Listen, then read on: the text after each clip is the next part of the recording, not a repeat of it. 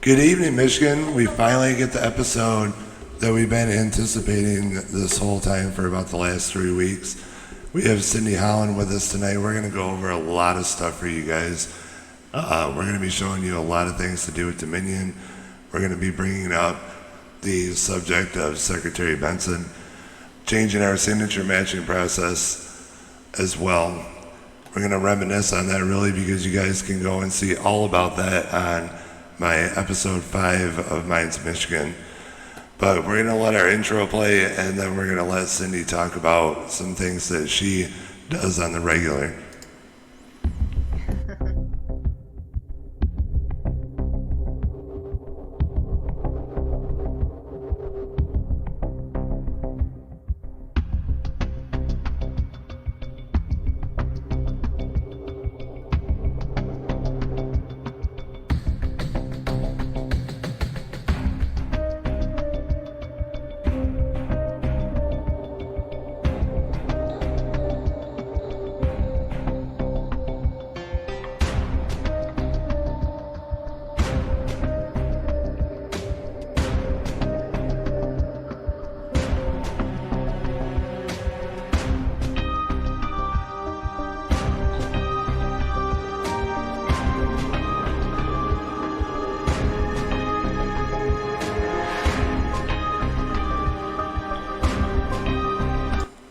Hope y'all are having a wonderful evening tonight. Like I said, we're going to be going back over some things with Secretary Benson and some new things from the past rally that happened this week in Lansing. And we're going to go to our calls for an audit here in Michigan and how we need to get things accomplished in order for that to happen. There's various routes for that through the Dominion voting system and through having the actual ballots themselves looked at, including the almost 10,000 affidavits that were turned in this past weekend. But somebody that knows all too well about this fight, other than people like Matt DePerno and Patrick Colbeck, would be this lady sitting right here. So we're going to let her have the floor here for a little bit and give you guys some insight into what truly being involved is. Go ahead, Cindy. Hey, am I coming through nice and clear this time? Absolutely no microphone glitches this time. All right, awesome. So I am Cindy Holland, first vice president of the Republican Women's Federation of Michigan. I'm also co-founder of Patriot Approved, which is a vetting service for the people. We have a comprehensive vetting system that we use, and no other grassroots organization in Michigan uses our system. So we dig deep, and we want to make sure that we know who these candidates are and that they will represent the people. I also was the co-chair for Livingston County 2A Sanctuary, and we got that passed. I also am a sentinel with Heritage Action for America, which is a conservative grassroots organization based out of Washington, D.C. And what they do is use the people's voice to lobby Congress for conservative values. And so I was also a board member. I almost forgot about that. I was also a board member at Michigan Conservative Union, which was an organization founded by Norm Hughes, who passed away a couple of years ago. And now Tom Norton leads that organization, along with Linda Wildern, and Tammy Carlone is the treasurer.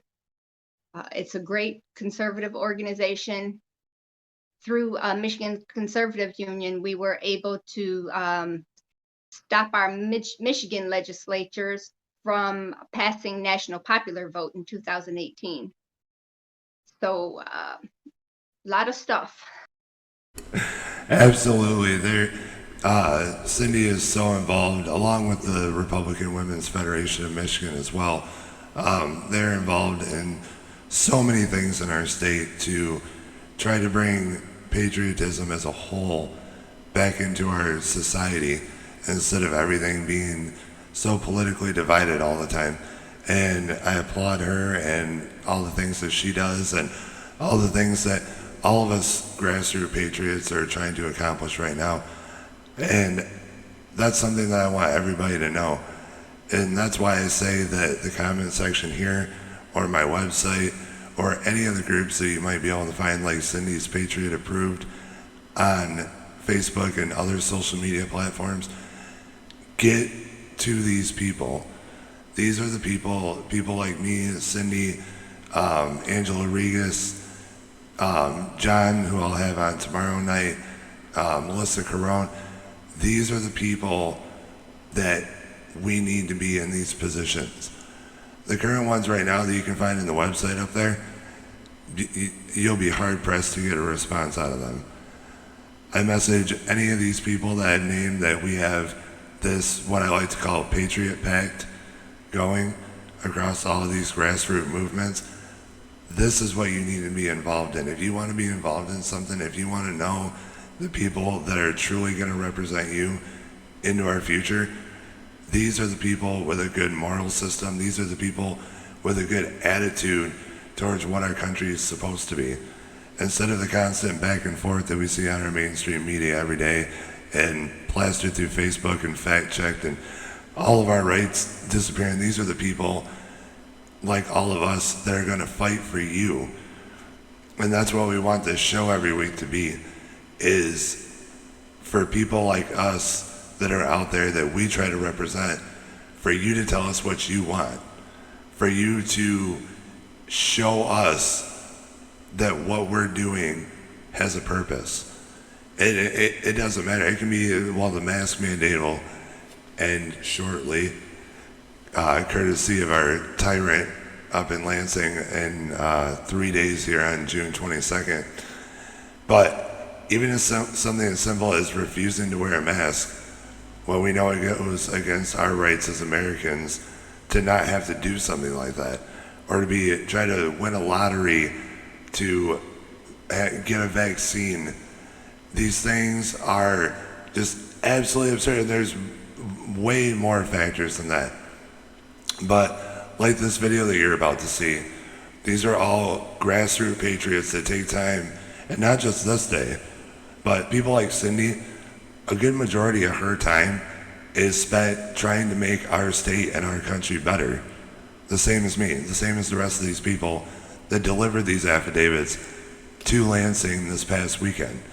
And the same reason why we're going to show up next weekend for the Justice for All rally and to tell cancel culture where to get off at. June 26th. Anybody that can be there should be there, and I'm sure it'll be live from my Facebook, and I'm sure many others of you guys will be able to tune in and see what's going on. And like I said, get to know the people this time around and forever that are going to represent you. Otherwise, we end up with situations like we're in right now. And this coming election is super important. It's not on a presidential year, but we have redistricting that is currently going on that's going to redraw the lines of our districts in our state. So we really need to be paying attention to who is who and who we're voting for. That's the only way out of this. And you should also refer to my Minds of Michigan episode. I want to put this out there again tonight, episode 5.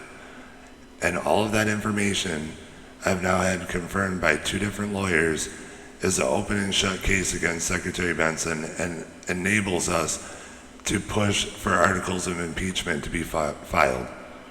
She was a part of this fraud. If you go to that episode, if you email me or message me, I'll be glad to share all the files, all the information, and take them to the prosecuting attorney of your county.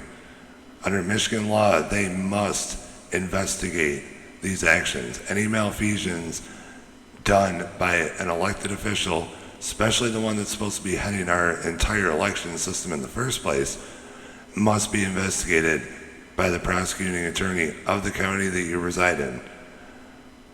I'll be glad to give it to anybody, because even though We applaud every patriot's effort in this fight. Things like these affidavits, unless they go to our legislator, our Secretary of State is never going to answer to things like this because she's part of it. And everything I lay out in that episode and everything that I can send anybody who would like it lays that out nice and plain and simple. We're actually going to look at what happened this past weekend. It's a little brief clip from M Live, but it still made a surprisingly more usually left-leaning information site.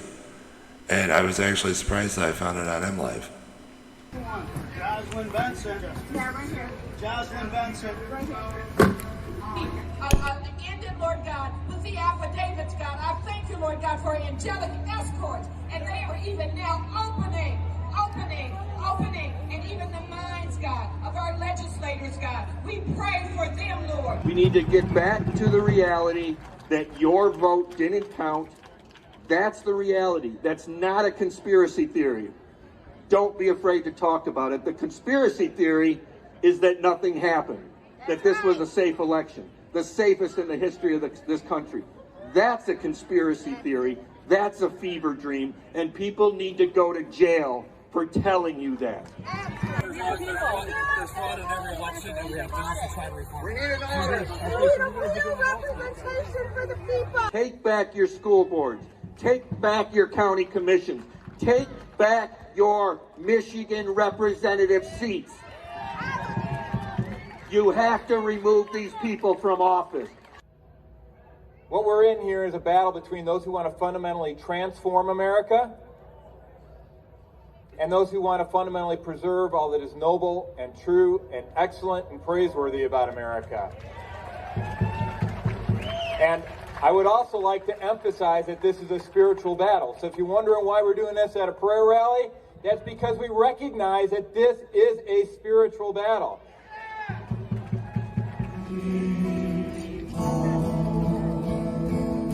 All them affidavits. Almost 10,000.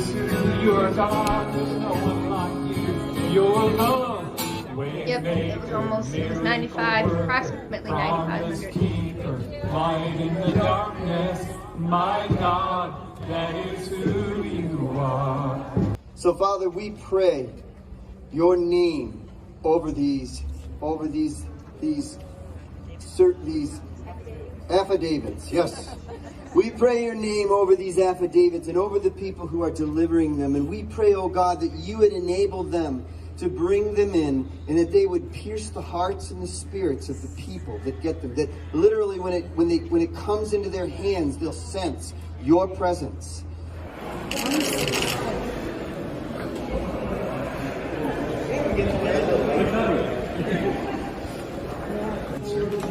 Thank you for this. You put it on the both off. Could you at the same time, just so you know? Could you sign receipt? Absolutely. Okay, thank you. Absolutely fantastic. And like I said before, these are the people that are standing up for all of you. The ones that, and we might not necessarily always have time for these things. We've seen that with me and with not being able to come to you guys for the last few weeks, which I apologize. I came up to Cindy that day at about 6:30 and I was like, we can't do the show. And she was like, oh my gosh, why? I'm like, because I have zero service. I mean, I had an ex, and we're in a pretty dense city, and I had an absolute X on my bars because I wanted you guys to be able to hear the information that was being given that day because it's so important. Which, speaking of importance, our 2022 election. Like I said, this is a super important year. Cindy knows a lot about the grassroots movement and what is going on with potential candidates and the seats that they're seeking. So for anybody that's living in pretty much any district across the board, we'll let Cindy give you guys some information on some good candidates that are running for positions that she knows, especially through Patriot Approved. So right now, we are only looking at like lower level local offices because we're waiting for the redistricting lines. We can find out where those lines are going to be and who is going to be running against who in the primaries, because what we don't want to have is for us to Patriot approve, let's say, for example, Mike Detmer in the 8th Congressional District, and then Patriot approve, let's say, for example, Kerry Bentivolio. I don't know if he's running this time. He hasn't decided yet, but he's in the 11th Congressional District.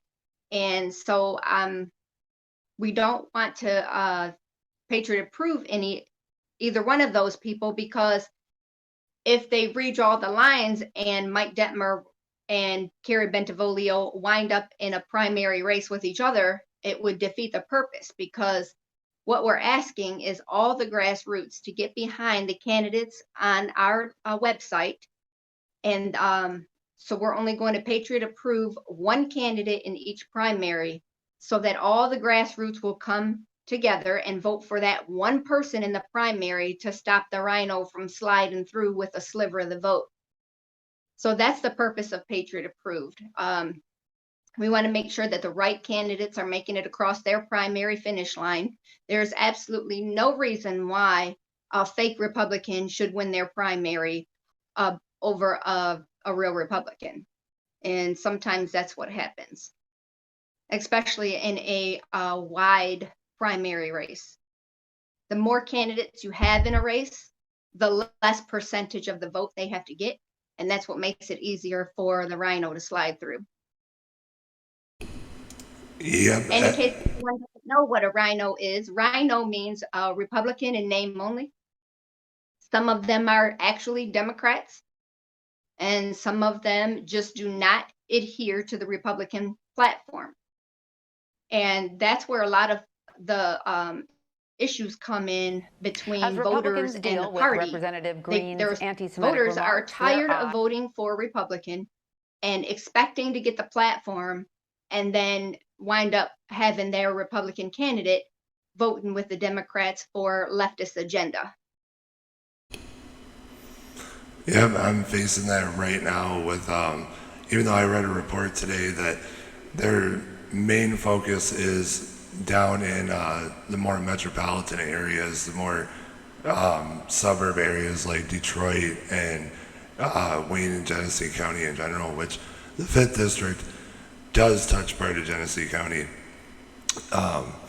That's why I'm still out here. I'm still being a voice for all of you and still have my eye on that seat, but we'll see what happens with the redistricting and still see if I end up in the 5th District and see if we can get Dan Kildee out of that seat, because boy, have we had enough of direct funding to housing developments in Flint. And then you drive through there and half of it is like a ghost town. And just absolutely unbelievable. These people have to be out of these seats. Not even in, we put on the grand stage what these people do politically. The humanitarian repercussions of these things that they do are exponentially more.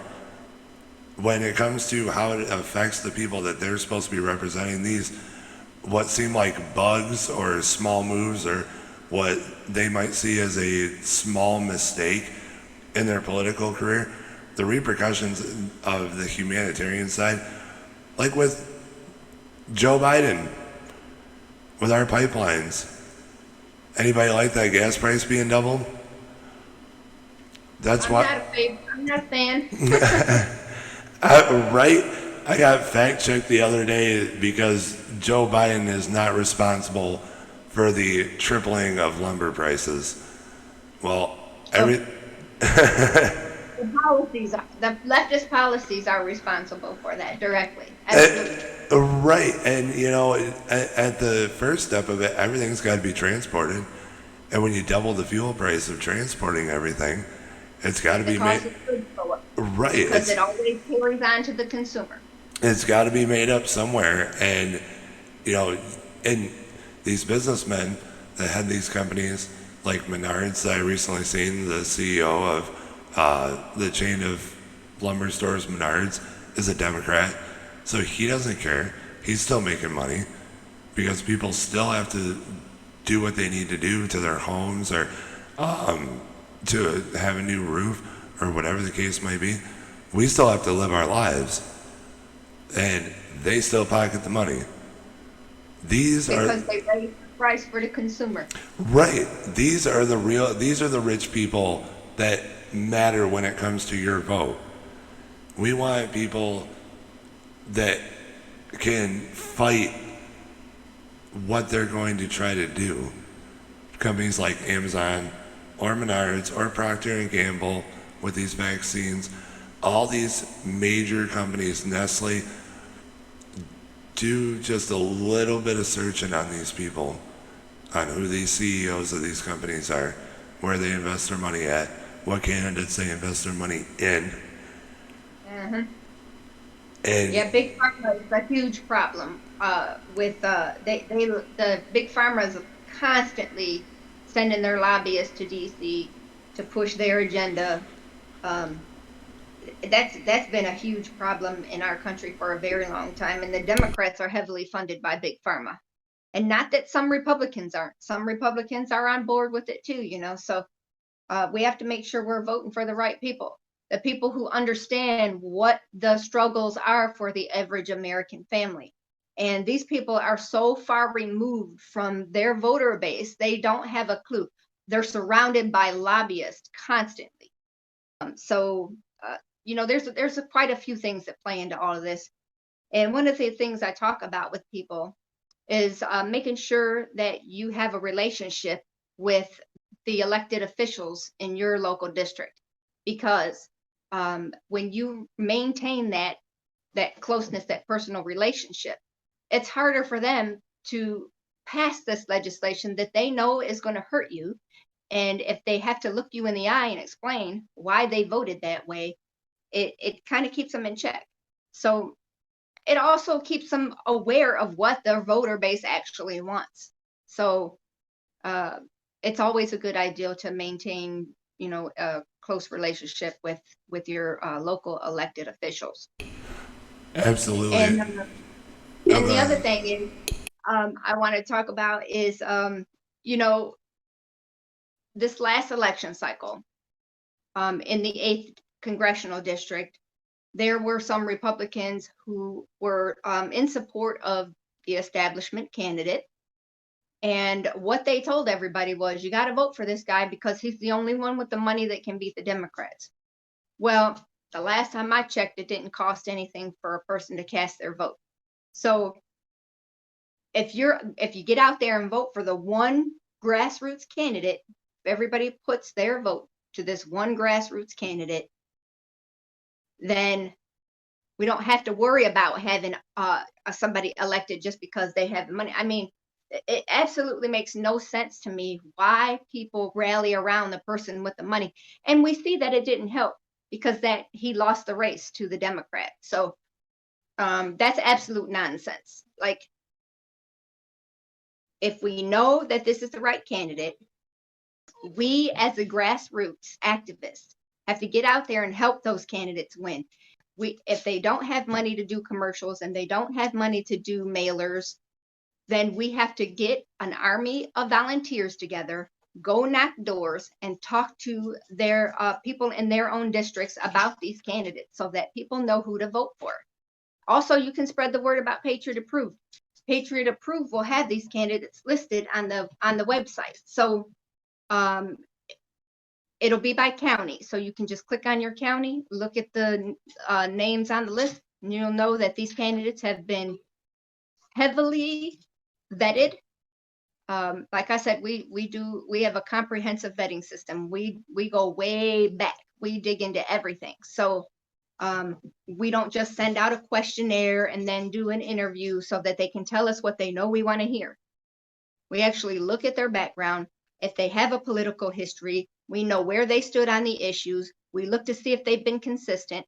We look to see how conservative they have voted if they have a political history. They don't have a political history. We do a background check.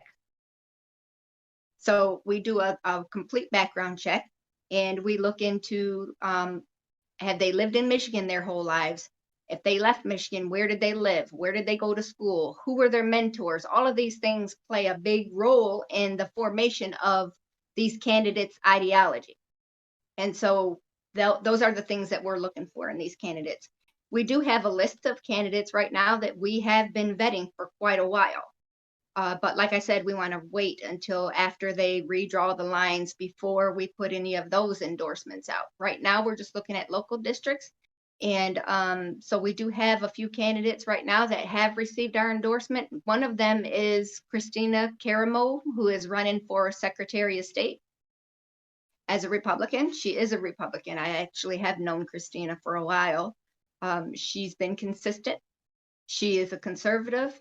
She's fair. And she knows the issues. She's well educated on everything that is going on in our world today. So she's going to do an excellent job. Fantastic. And see, it's great that we have groups like this, because if you're going to watch advertisements in the mainstream media anymore, you're just going to see whatever they want you to see put out there. And that's the exact process that I go through when I choose guests for this show every time, is I go through and make sure that they do what they say they do. Their values are what they say they are.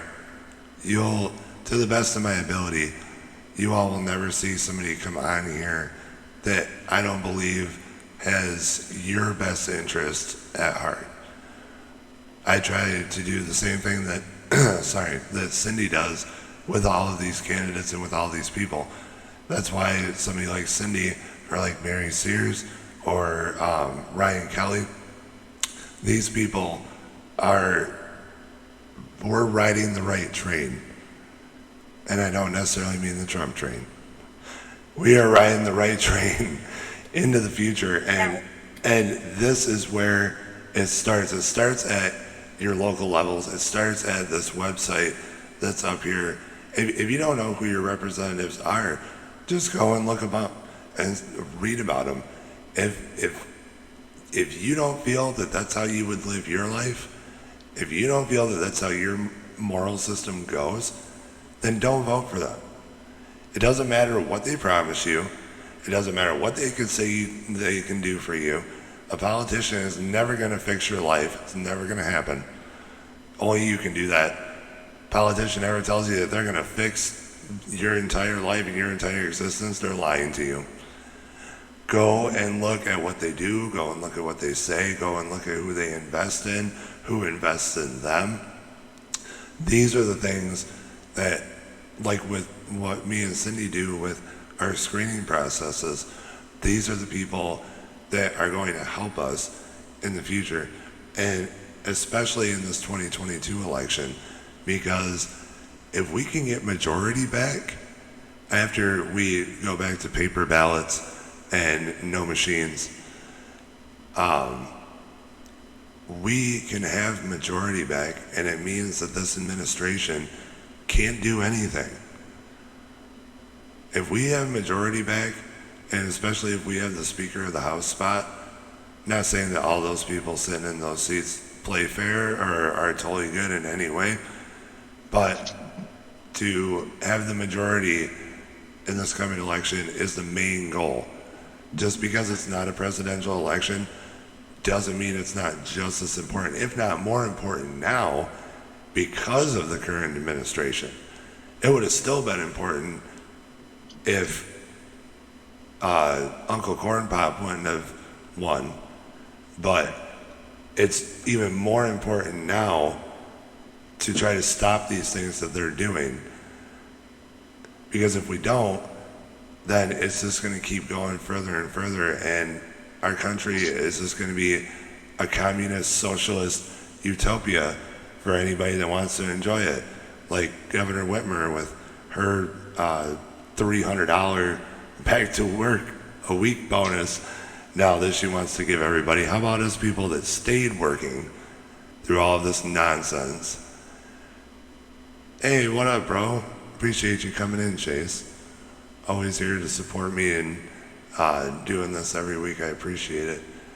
But if we don't do these things now, we're going to end up losing our complete morality as a whole. We see it all the time, even though, like I was telling Cindy today, the Democratic agenda and the liberal agenda are just completely falling apart.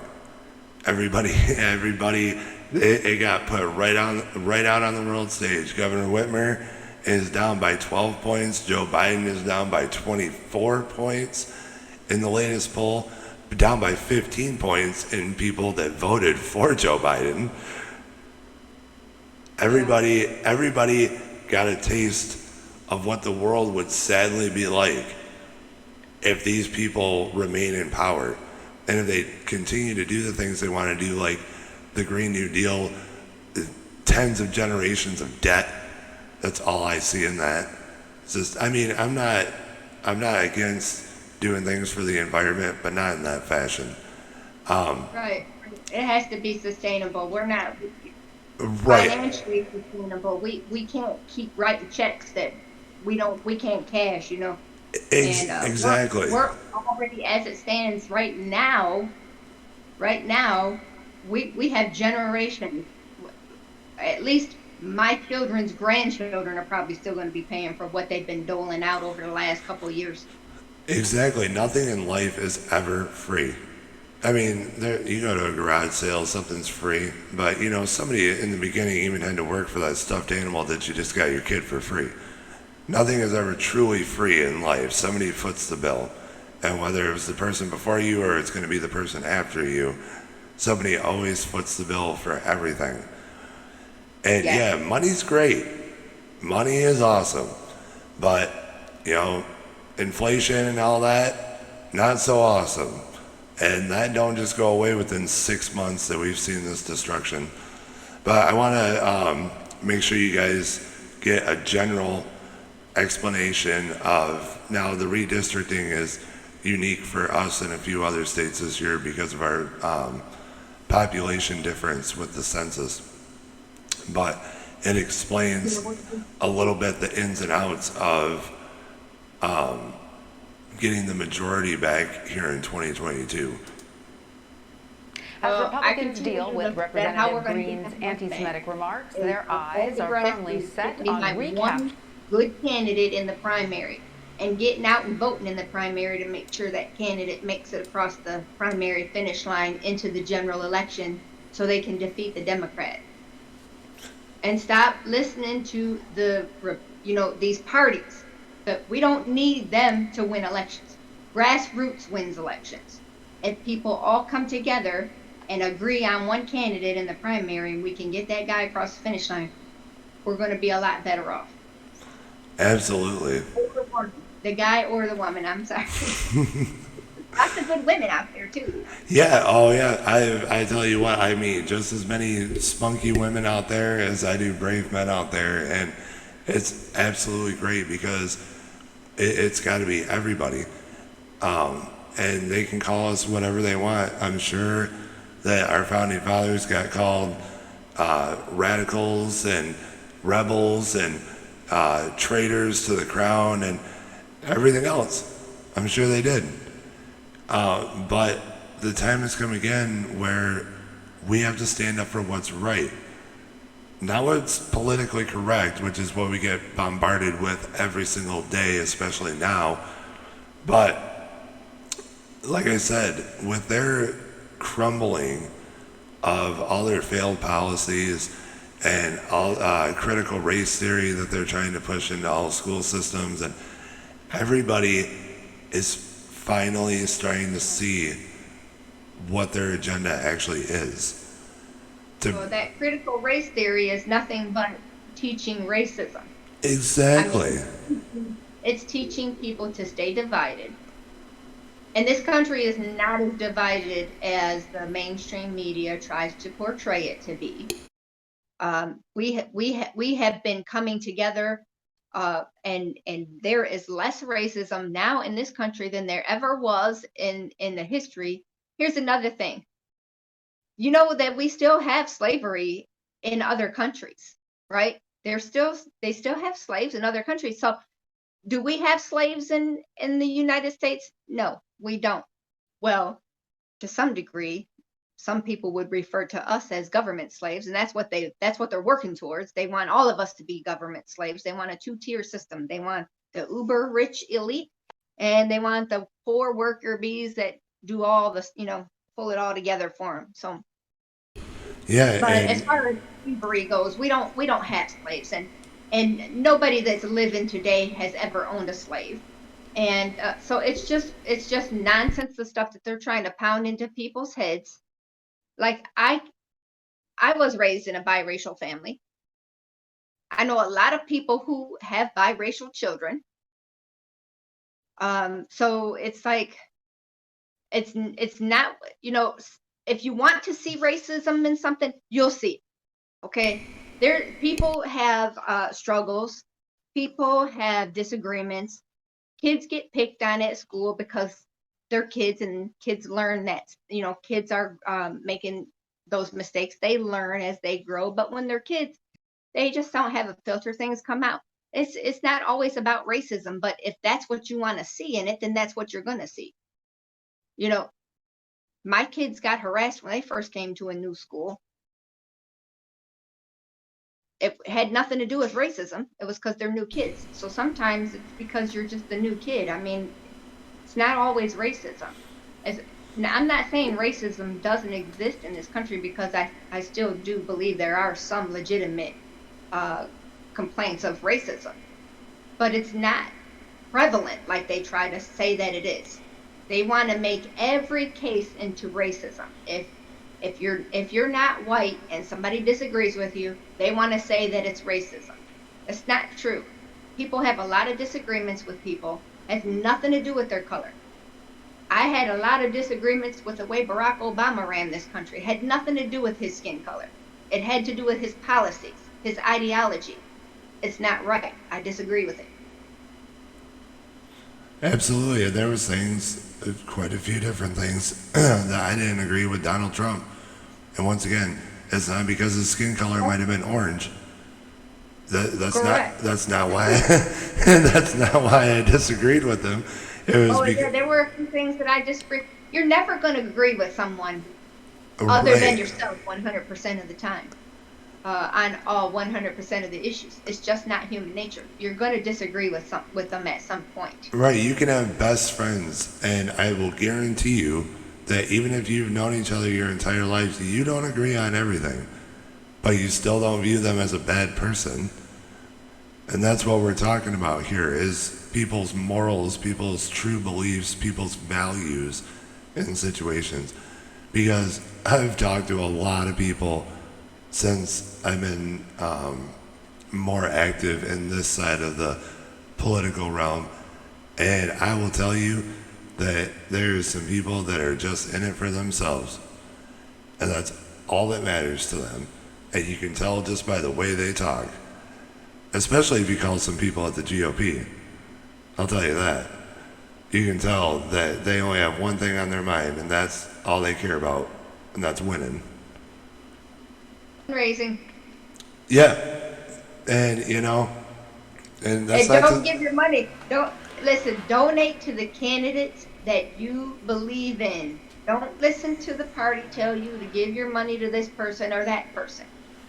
Give your money to the candidate, because I can guarantee you the party is not giving it to the grassroots candidate. Absolutely. And it all starts, well, first, like I said earlier, my episode 5 of Minds of Michigan, with all the information laid out against Secretary Benson. Take that information, or email me, or message me if you still need a way to get it, and I can get it to you.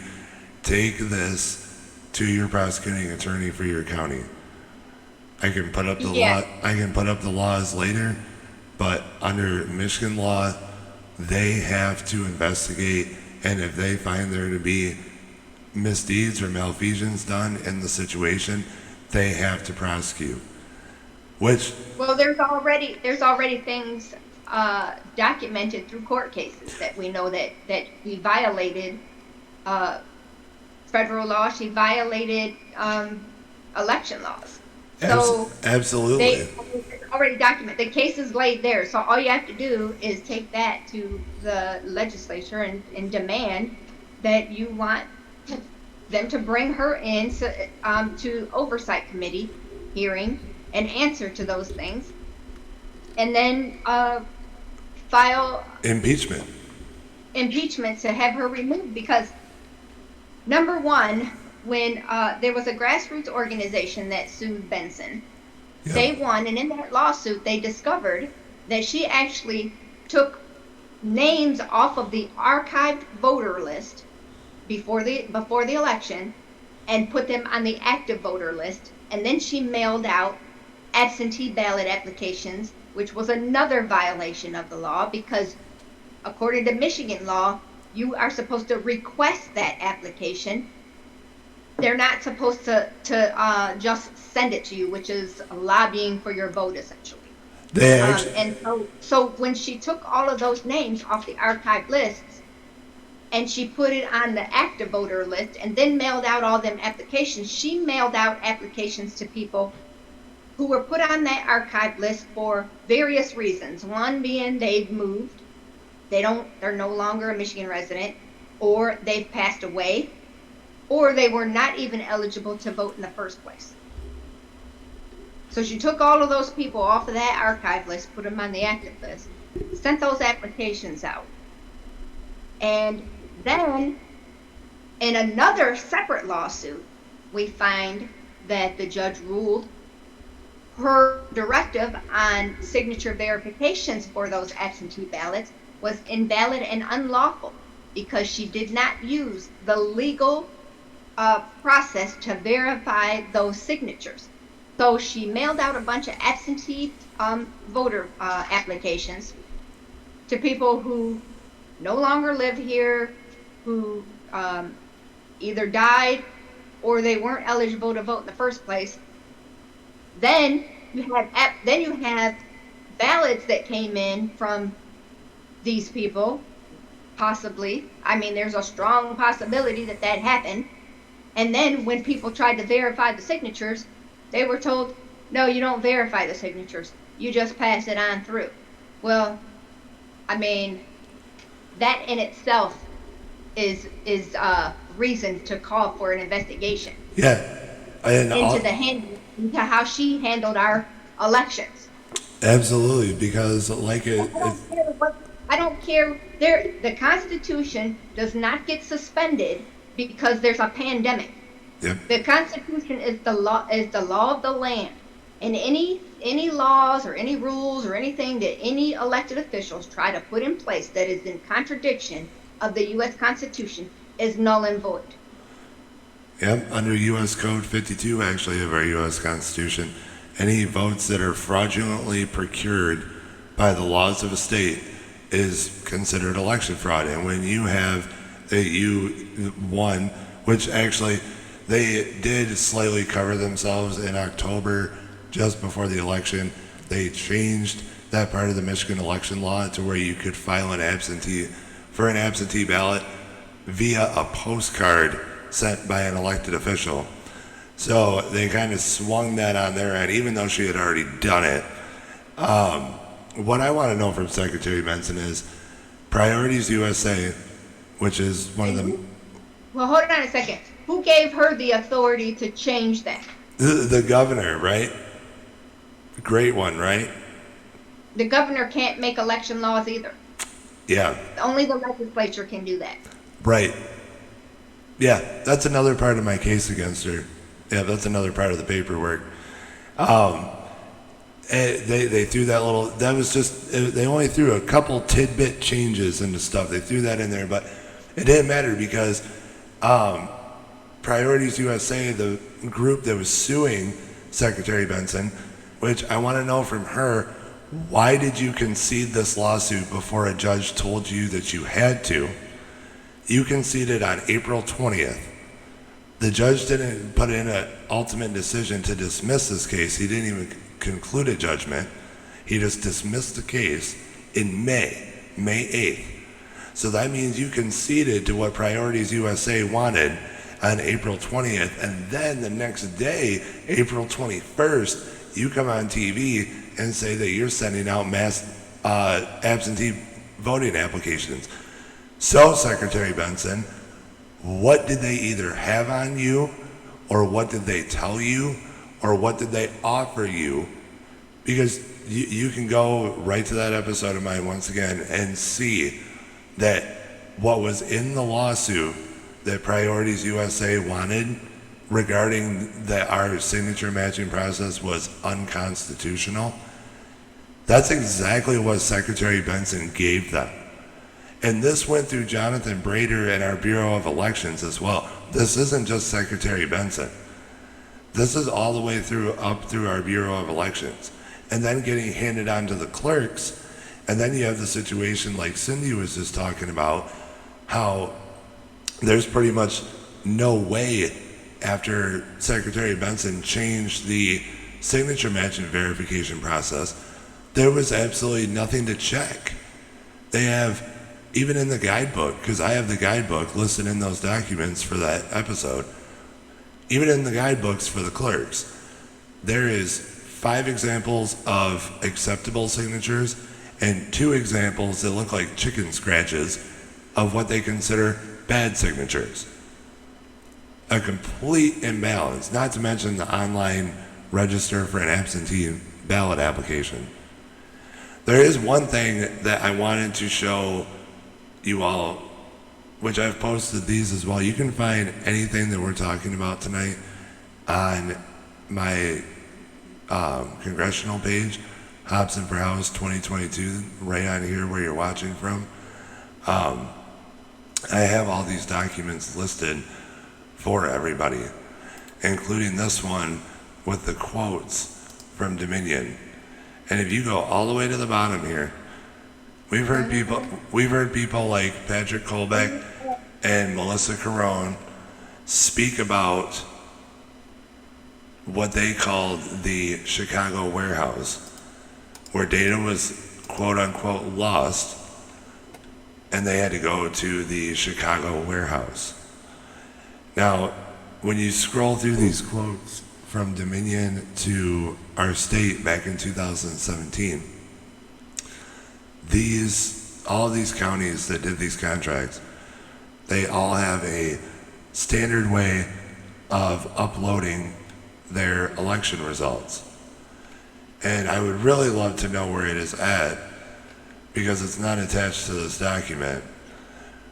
Wayne County, for their election management and results transmission system, has a completely separate quote for how they were going to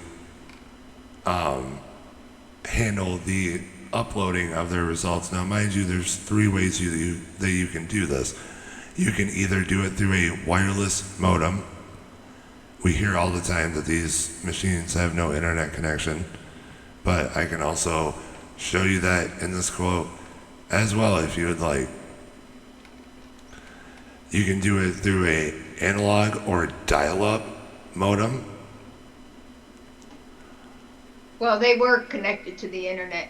Right, and everybody knows this, but they keep trying to say that they weren't. But even right here is an EMS standard server network switch, 24 port. Now, for those of you that don't know that long technical term, it essentially means that it's a router. It's a 24 port router. Now, all of these systems, and there's a listener device right here, ImageCast listener standard server. All of these tabulators have, I believe the term is ICP modems receiving. It says specifically receiving next to them. And they're attached to the back of the tabulators, and this is what goes through the LAN, the local area network.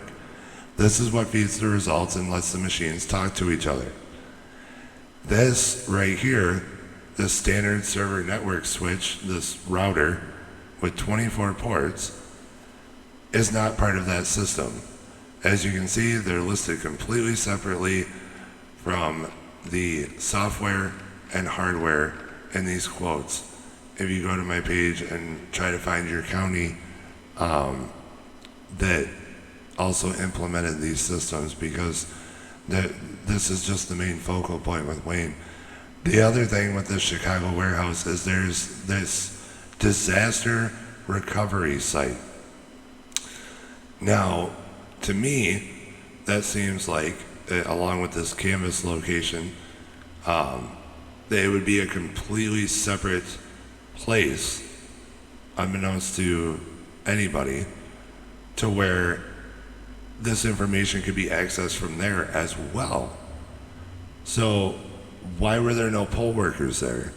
If he was sent to the Chicago warehouse, even this, we'll give it a more technical name of this disaster recovery site, how come there was no poll workers there?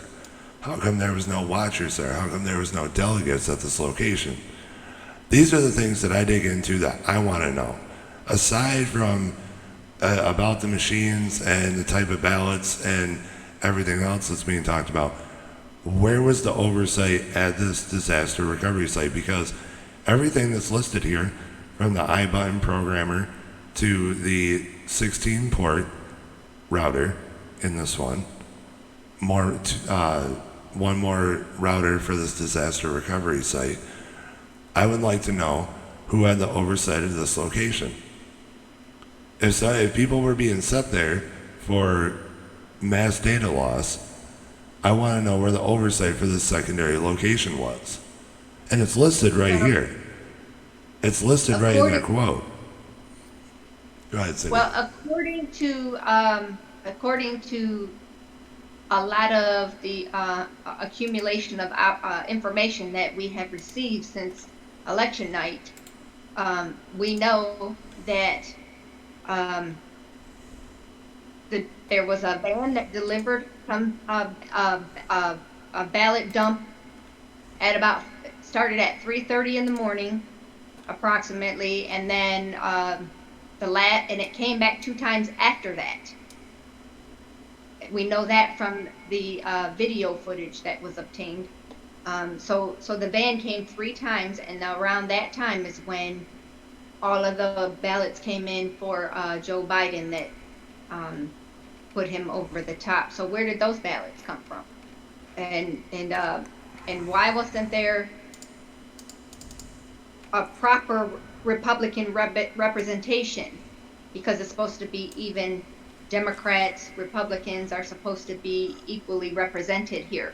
Right. So Republicans were far outnumbered. It was 6 Democrats to 1 Republican is essentially what the ratio was there that day. They were kicking Republicans out and not letting Republicans back in.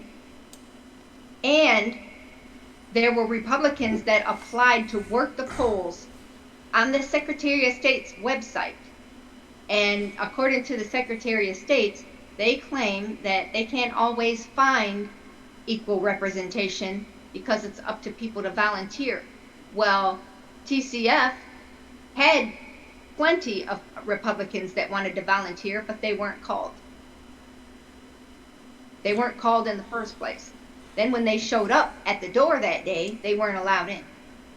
Then they started kicking Republicans out because they were using COVID restrictions, which another court case, the judge ruled that you cannot use COVID restrictions on federal elections. So none of those restrictions were supposed to even be in place. But they were using COVID restrictions as an excuse to keep the Republican challengers from doing their job. And when they would try to do their job, the other Democrat election workers would complain about them, and then they would get thrown out. But when they threw him out, they didn't replace that Republican with another Republican that was standing outside waiting to get in. And see, there's actually Michigan laws that anybody that impedes the job of a poll worker or a delegate can be subjected to 2 years in prison and a $10,000 fine. So where are these being dished out when we have any delegate or poll worker or watchers that are trying to do their job and are being thrown out of these situations in these buildings just trying to do their job? The other thing that I found interesting in this Dominion contract is at the TCF Center that night, there was reports, can't remember exactly who they were from, but of ballots that were claimed to be sample ballots or test ballots that were being printed constantly on a regular basis throughout the night.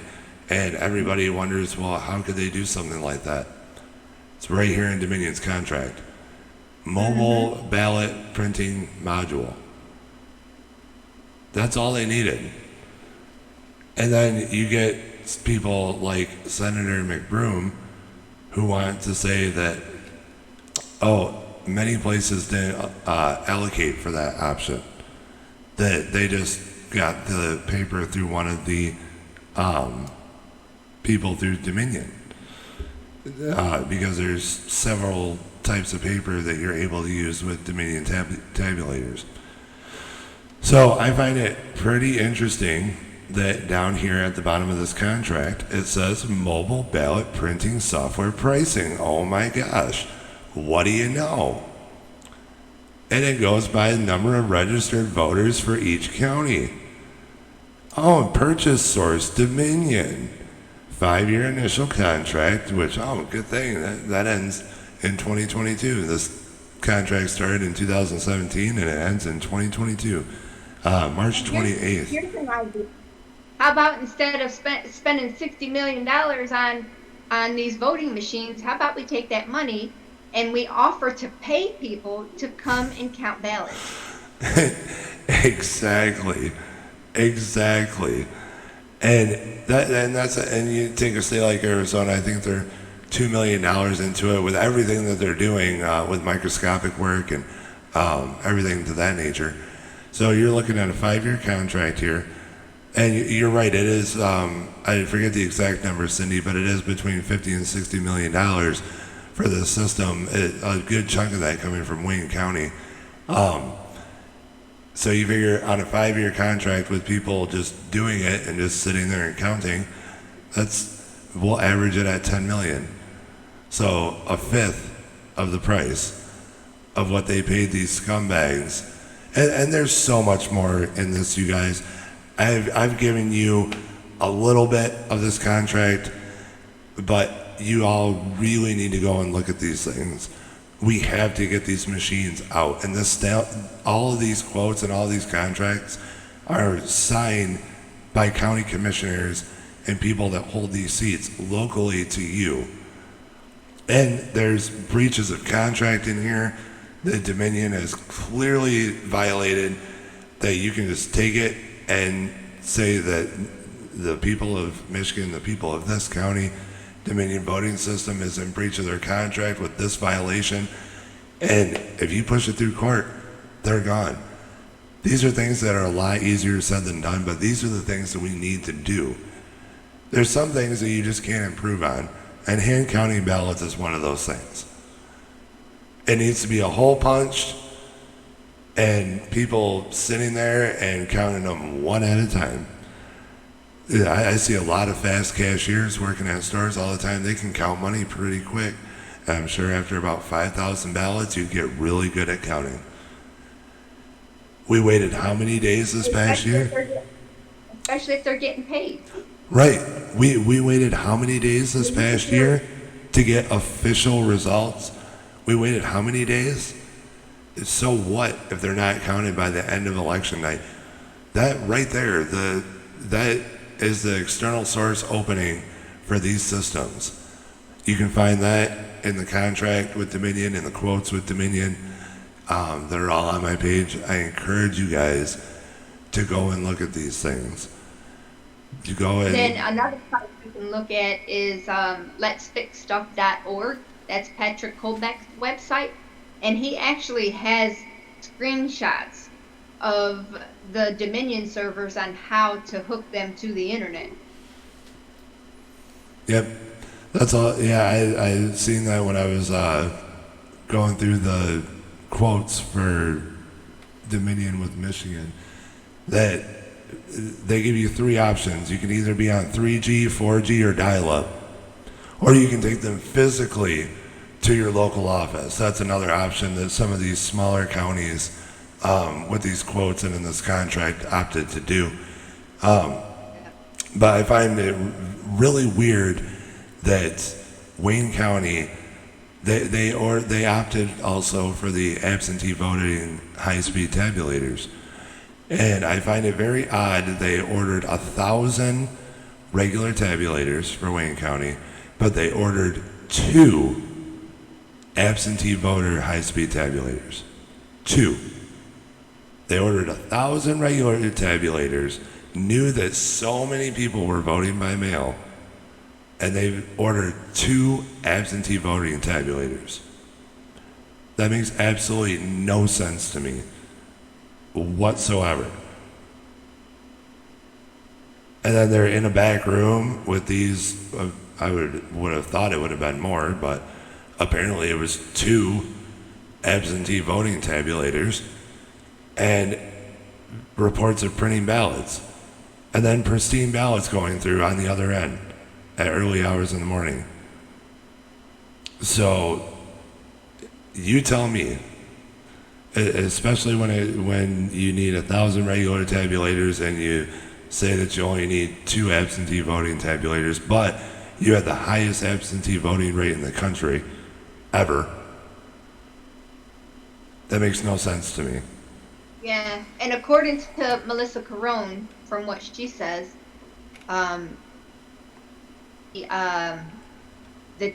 the van came to pull up to drop off them ballots, it was a result of that data loss that she talked about. The data loss where they had to send somebody over to the Chicago warehouse, that was when they figured out that Trump was winning by a lot. Yeah. So they had to go get more ballots, and that's what they were doing over there. Yeah, like I said, I want to know if where Nick was sent, or where Samuel was sent, if it wasn't if the Chicago warehouse wasn't this disaster recovery site, which I would put a lot of money on the fact of it being that. If that wasn't it, then where was it? And the disaster being that Trump was winning by a lot. Right, and why was there no oversight there at the secondary location? And it's right, and the odd thing about Dominion's quote for Wayne County is it's signed by the CEO of Dominion. It's not signed by anybody in Wayne County.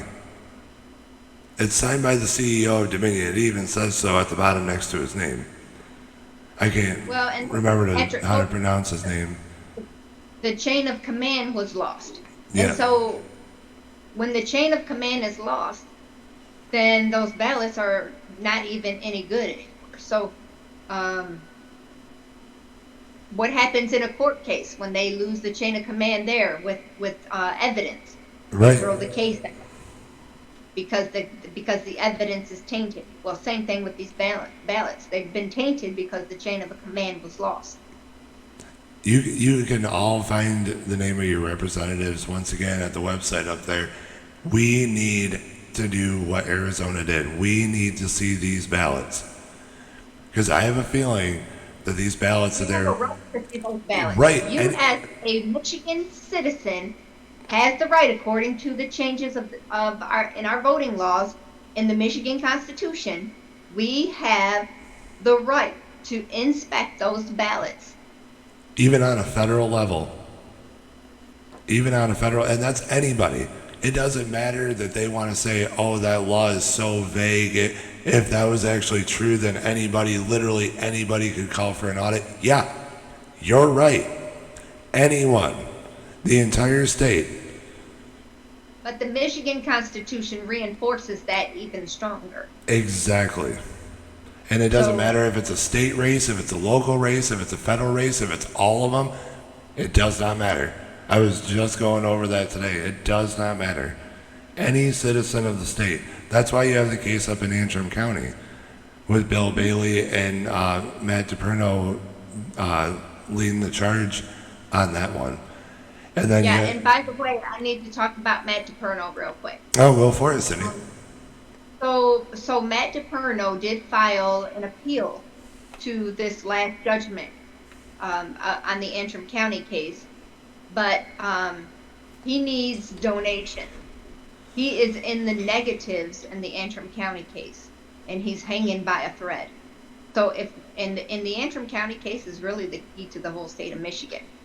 So we really need to make sure that that case succeeds, and it can't if he's not funded. He has to pay. I mean, these attorneys have a lot of cost associated with these cases that they bring to court, especially this one, because he has to fight so much harder because they don't want this case to see its way through the court system.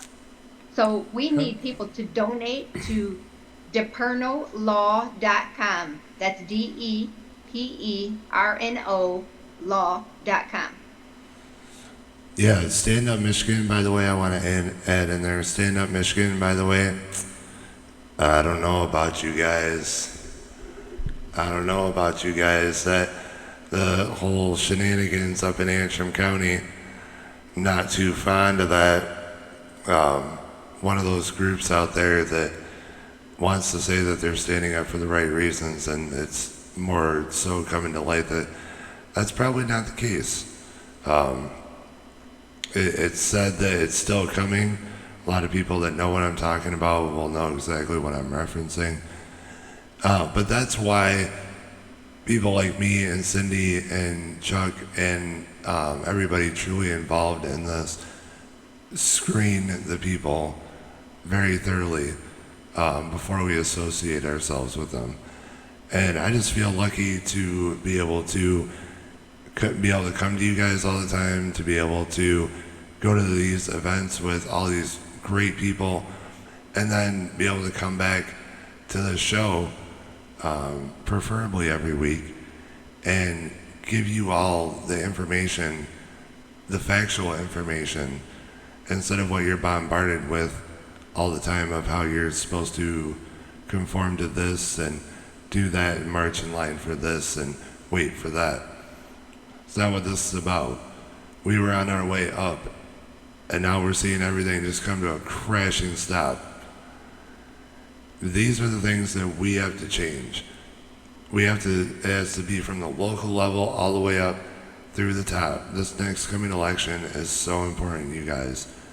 It is so important for us to be able to stop the things that they are doing. Because if we don't, we're not going to be able to afford anything. Our employers, they're not going to be able to afford to pay their wages for their employees. All these companies like Amazon and Walmart and Menards and places like that and Home Depot are just going to be able to plow their way right through, and all the small businesses get forgotten to the background. And we can't have that, because that's the engine of America, is the middle class. Like Cindy was saying with the two-class system earlier, that's really what they want. If you look at the 2030 agenda, which is a factual document through the United Nations, you can see that that is the end goal here. And we cannot have that. We cannot live under a tyrannical worldwide system. I prefer not to use the term New World Order, because it just brings too many preemptive notions to people's heads. But if you look at the 2030 agenda, you will see exactly what they have in mind. In another 8 years, exactly what they have in mind for the entire world. You don't need to hear it from anybody else. You can read it with your own eyes. I don't know if I posted about that before or not. It's in total contradiction of the United States Constitution. And that's the reason why we have the war on our Constitution. Yes. That's the reason why our Constitution is under attack, because that Constitution stands in the way of the finalization of that agenda. Exactly. America must be destroyed and rebuilt before it can conform with the rest of what they're. That's why they have the EU over in Europe. And that's part of the reason why Britain was like, ha, nope, we're out of here. We ain't all about that. We're not doing that. And it'll be no different when we have a North American Union, and we have an Asian Union, and we have an African Union, and a South American Union. And that's the way it's going to be. That's the way that they want it. Is for all of us to be able to have to answer to them for what we do in our daily lives. An allotted amount of crops to be grown, an allotted amount of food to be eaten, an allotted population of our planet. It's part of the reason why they're so gung-ho on abortion. The depopulation agenda that's part of Agenda 21/2030. Exactly. And these are, like I stated before, these are documents that you can go and look up straight through the United Nations. Because they think people are stupid. And it's up to us to show them that we're not. And they're still, it amazes me still till this day, even in a day where information is just so accessible, that there's a lot of people who still don't know anything about Agenda 21/2030 and still call it a conspiracy theory. And it's right there on the United Nations website. So it's like, all you have to do is go down there, go to the website, type in that little search bar, Agenda 21 English, because it's in all multiple languages, and then pull it up and read it. You have to download it to read it, and you can't download it from your phone because I don't care what phone you have, there's not enough memory in your phone to download that file. Yeah, it's a big file. I have it on my computer. But that's the reality of the world. And people are so distracted with the things every day with iPhones and computers and what's trending and I'm not saying that, and I've said numerous times, I never expect somebody's life to be all about politics. That's what we have elected officials for. But we have to have an informed public. If we have a blind public, we're in trouble. If we have an informed public, no matter if it's their daily lives like me and Cindy or not, then at least we know that people can be strong with knowing the reality of the situation. If people were informed and there was enough people informed, people like me and Cindy wouldn't really have as much to do, because that's kind of what we do. I could spend more time with my family. I hear and that. I could go on vacation. I could enjoy my life a little bit more. I hear that, but we love everyone around us so much, and we love what our country stands for. I have met so many wonderful, wonderful people in this movement. Patriots are the best people. They're loving, accepting, tolerant, compassionate. They're just awesome people. They're everything that the left says that they are, but they're not. Yeah, and the irony is, you watch CNN and then you watch something like OANN, and it's like you're living in two different worlds. And the people always say, well, what about the media? We need to bring the Fairness Act of 1984 back to the FCC to take care of that. That's another thing that you can lobby for to your congressmen and to your representatives, is to bring back the Fairness Doctrine from 1984, which limits news stations and media outlets from being able to only tell one side of a story. They have to give both parties involved equal opportunity and equal airtime. You know who actually started the desecration of that? Was actually Mr. George Bush. Yeah, that's Mr. Globalist himself. yeah, that's a person that I get related to a lot, and I'm like, please don't say that. Please don't say that. We don't claim him. We don't. Not at all. The last good Republican president we had was Ronald Reagan, and one of the best ever. Aside from Trump. Right, you got JFK, Reagan, and Trump. Yep, those were the 3 best in history. Oh, we won't forget the founder of the Republican Party either. Oh yes, absolutely.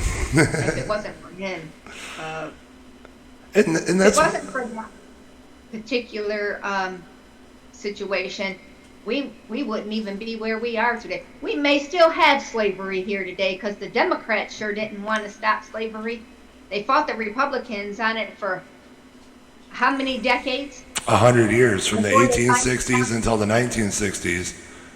Exactly. When they finally stopped fighting the Republicans and decided, hey, we could actually take credit for the civil rights movement if we pass it right now. And we can get all these people voting Democrat all the time. That was all their plan.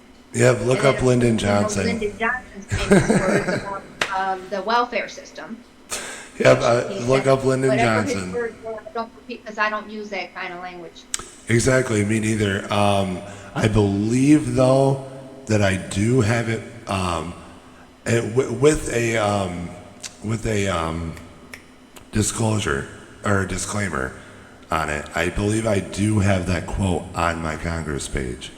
I believe I do, with a disclaimer on there that I do not agree with President Johnson's statement here. But, and that's never been fact checked by Facebook because they can't. So if anybody's interested in that, I believe you can still find that on my congressional page. I put things out there like that because it's important to our history. People need to know that members of certain groups, certain 3-letter groups, were elected as senators and congressmen, and they were all Democrats, and they fought this desegregation all the way through, like you said, until the very end, kicking and screaming, till they realized that they couldn't get away with it anymore and tried using it to their advantage. And now you see everybody walking around like Joe Biden's famous statement about, well, if you are going to vote for Trump over me, then, oh, you know the rest. We'll have a Joe Biden moment on that one.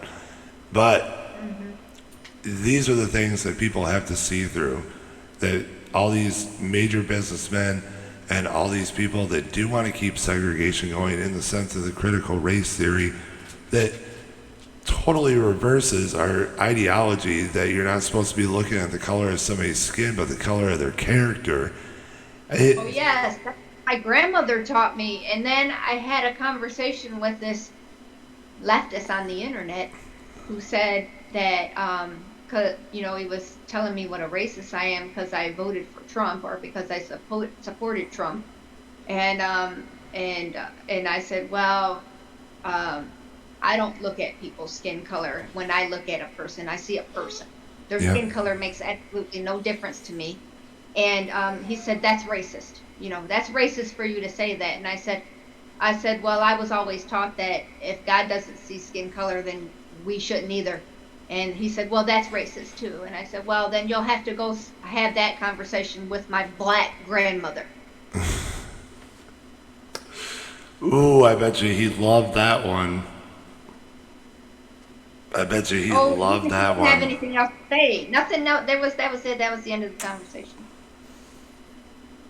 And you see, there's one race, the human race. Yeah, I love seeing the different cultural notions and the heritage. We wouldn't have things like all the great pasta dishes that we have. You wouldn't be able to go eat at your favorite Chinese restaurant. That's part of what makes America so great, is because you can find everything here, from the glitz and glam of Hollywood to a great bowl of noodles down in Chinatown, or be able to walk down into an urban community like New Orleans and see all the Cajun ethnicity and get to hear all the music. And these are the things that make America great. These aren't the things that we should be squabbling over. We should be embracing our differences instead of saying, look at me, I look different than you. That's taught to embrace the differences. Now we're being taught that you have to stay in your own little box with your own little, with your kind. I mean, the Democrats say one thing out of one side of their mouth and another thing out of the other side of their mouth. And they're always in contradiction of themselves. Because on one hand, we're supposed to be embracing all people, blah, blah, blah, blah, blah. But then on the other hand, they're saying, oh, well, we want to designate certain spaces for certain races, and certain this and certain that. And it's like, yes. that's called segregation, and we're past that. Separate graduation ceremonies for high schoolers. Separate graduation ceremonies. It's like, what? Where are we? Like, is this a restaurant that there's a sign over here that says whites only and a sign over here that says blacks only? Too much money. There's too much money in the issues of racism, and so people like Al Sharpton and them all they can't let racism die or they go broke. Right. Okay, that's one side of it. The other side of it is there's a lot of agenda to be pushed. And we can do it on the premise of racism. Yeah, and all they're trying to do is just divide us as a people. They tried it with COVID, and they see people are social creatures by nature. We were nomadic in the first place and wandered everywhere and wanted to know everything around us. We are social beings. You're never going to stop people from finding unity in one way or another. Now, if you want to divide that unity into separate sections, because if you have a big enough group of people, then they're going to be okay with their unity that's actually division.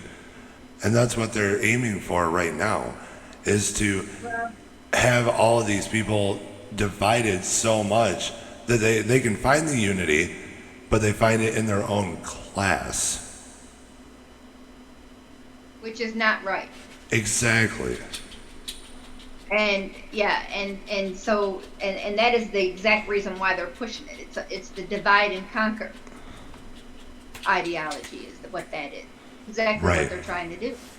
And they're using us all against each other so that we'll stay mad at each other and fighting with each other and stay in our own little separate corners in our own little boxes that they made for us. And that way we could come in and just do whatever. And so another thing I noticed that happened over the 4 years where Trump was in office is they spent a whole lot of time drumming up a lot of Trump hate. And in that, now they're drumming up Republican hate, period. It's just Republicans. Anybody that doesn't agree with the leftist ideology has to be taken out by any means necessary. Yeah. And what they have created here is the Democrats I'm talking about specifically, is created a voter base that is willing to accept them doing anything on the basis of winning against the Republicans and taking Trump out. So that's all that matters to them now. As long as the Democrats win, we don't care what they're doing. That's the kind of voter base that they have created here with it. Yeah, you even see Republican voter bases, they don't think like that. We're most individual thinkers. We're critical thinkers. We are principled people. So we don't fall for that kind of nonsense. Right, and I say it all the time. It comes down to morals. If you have a good moral system, you could even have good intentions and make a mistake, and people will forgive you if your intentions were good behind the situation. We've seen that countless times. But when you have bad morals, bad values, and are in general a bad person, at least when it comes to political situations or all the way around, and you make a mistake, people see that. People are going to pronunciate that specifically, and people are going to go after that. And that's the good majority of why the Democrats' agenda right now is falling to pieces, because they seem unified, but everybody's seeing that they are unified in what they're trying to do. And man, do I hope this election in 2022 and 2024 go differently. First thing is we got to get these machines out. Benson has to be held accountable. Our governor has to be held accountable. This current administration, with everything they've already done to our country, needs to be held accountable. And we can do that with majority in 2022. We can file articles of impeachment in 2022 if we have a majority back in the Senate and House. These things are very important. Yeah, and some of those Democrats who actually are principled and who actually do have the ability for critical thinking are leaving the Democrat Party. So they're actually coming over to the Republican side because, like it or not, we kind of had this two-party system, which is another thing I don't like about the system that we have. I don't like the way that, so when you see things like,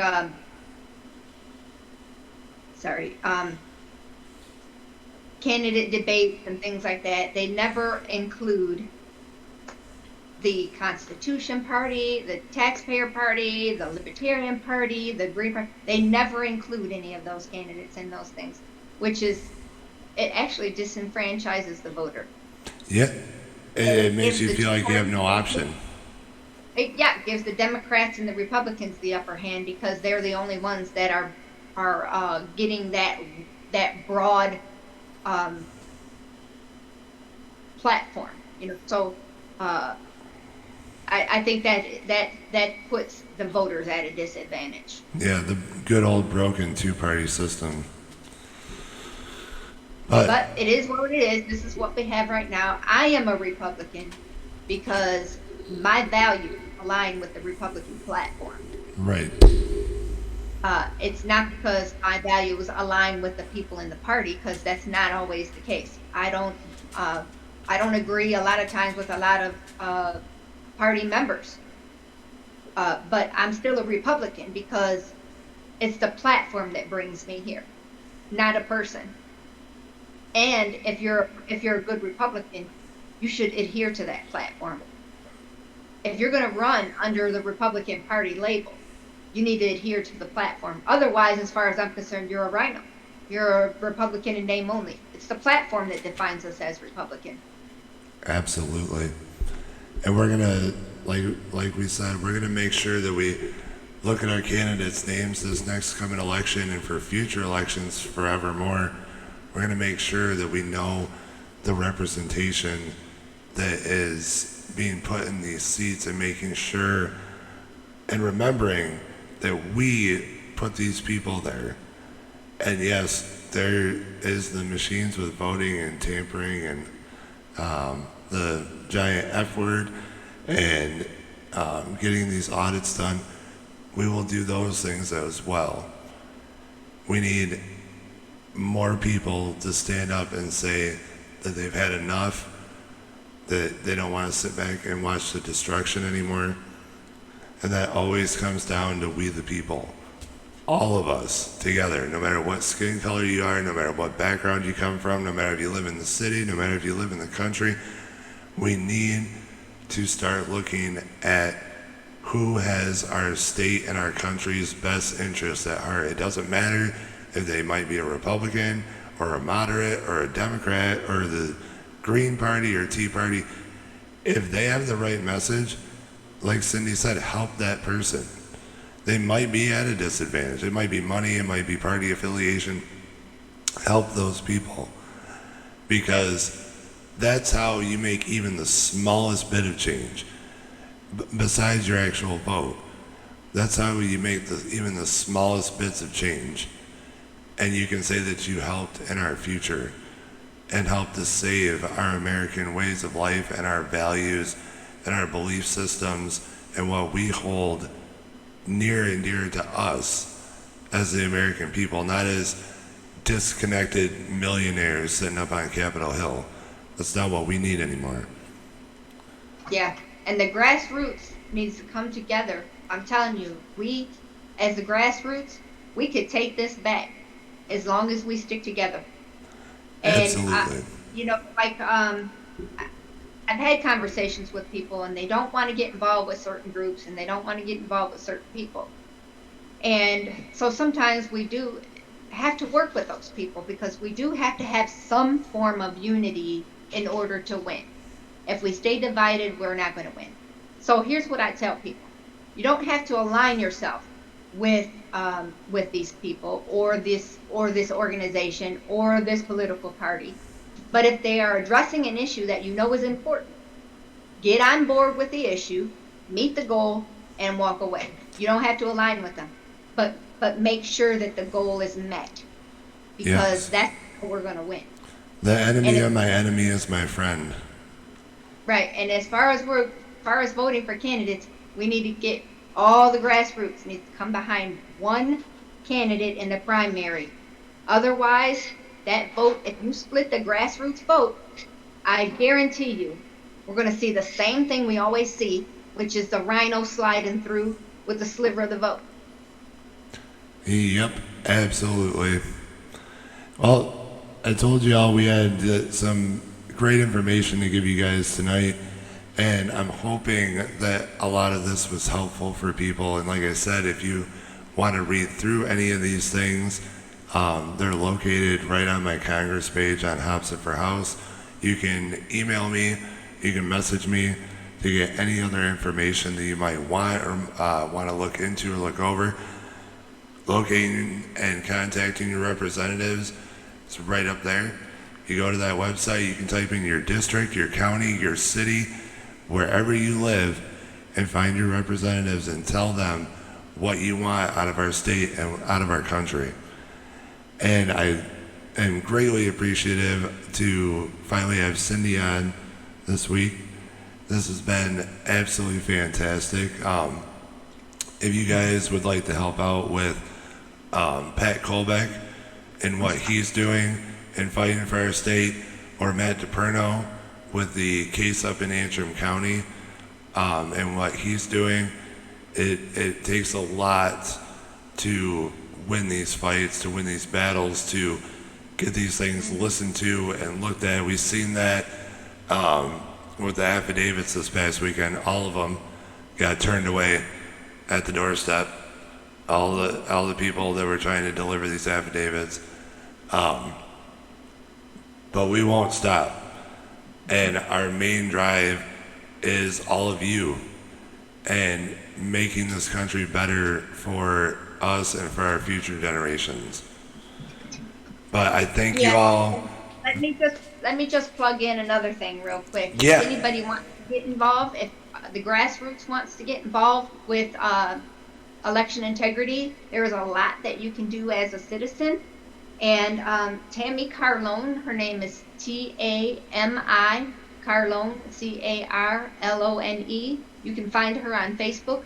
She has actually founded the Michigan Election Integrity Network, and she is working with a lot of grassroots across Michigan. It's somewhere between 150 to 200 people right now, but she's also had so much success with it that there's other states now who are replicating her election integrity network. So if you are a grassroots activist, or you haven't been involved very much, but you're looking to find a place to plug in on election integrity, Tammy Carlone is the person that you want to see on that, aside from Patrick Colbeck and Matt DePerno.